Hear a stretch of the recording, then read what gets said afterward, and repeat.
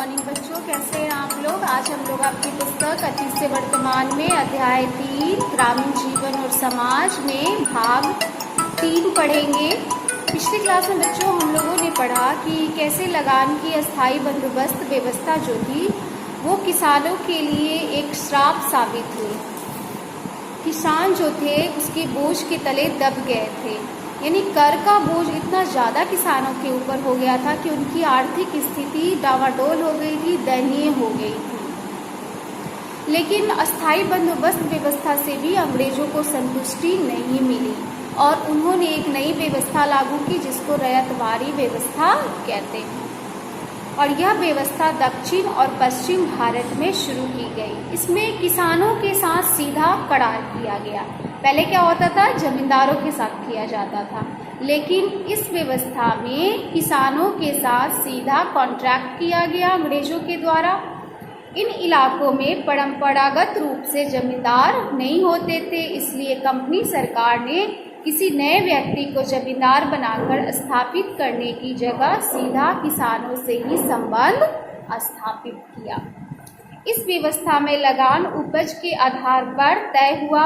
पहले जमीन की गुणवत्ता देखी गई, फिर पिछले कुछ वर्षों की उपज का औसत निकाला गया।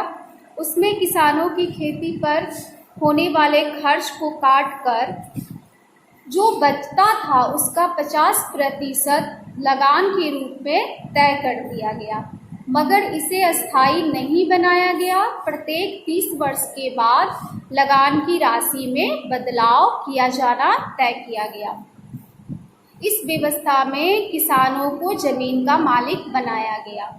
अगली जो व्यवस्था है लगान की, उसका नाम है महालवाड़ी व्यवस्था, जो कि पंजाब, दिल्ली एवं पश्चिमी उत्तर प्रदेश के क्षेत्रों पर लागू किया गया।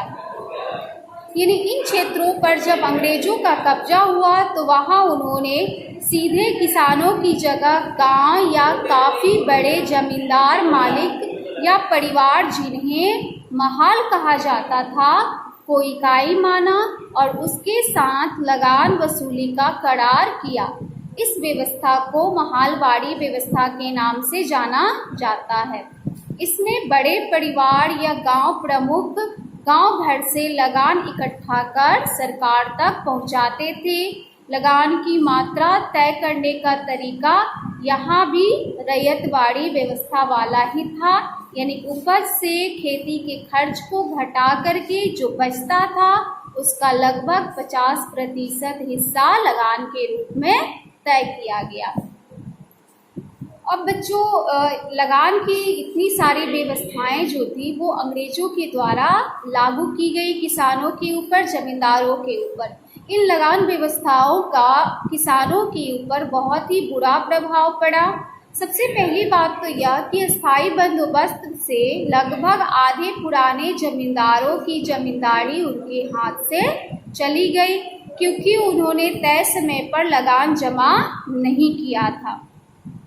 दरअसल उनके लिए किसानों से लगान के लिए ज़्यादा जोर जबरदस्ती करना संभव नहीं था, क्योंकि किसान और जमींदारों में पुराने समय से संबंध अच्छे थे, इसलिए वो किसानों से जबरदस्ती नहीं कर सकते थे।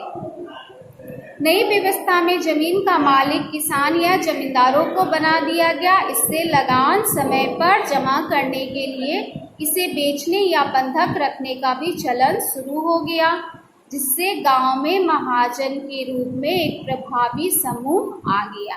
यानी कि अगर कोई जमींदार या किसान समय पर लगान नहीं दे पाता था तब उन्हें अपनी ज़मीन जो थी वो महाजनों के पास गिरवी रखनी पड़ती थी पैसे के लिए, जिससे किसान जो थे वो महाजनों के चंगुल में फंसने लगे। तो इस तरह से धीरे धीरे किसान कर्ज के बोझ में भी दब गए और किसानों की स्थिति दिन प्रतिदिन बदतर होती गई। यानी कुल मिलाकर के इन लगान व्यवस्थाओं का सीधा असर किसान और उसके परिवार पर पड़ा। किसान जो थे उनकी स्थिति भुखमरी की हो गई थी और वो अंग्रेजी सरकार से बहुत ही असंतुष्ट हो गए थे।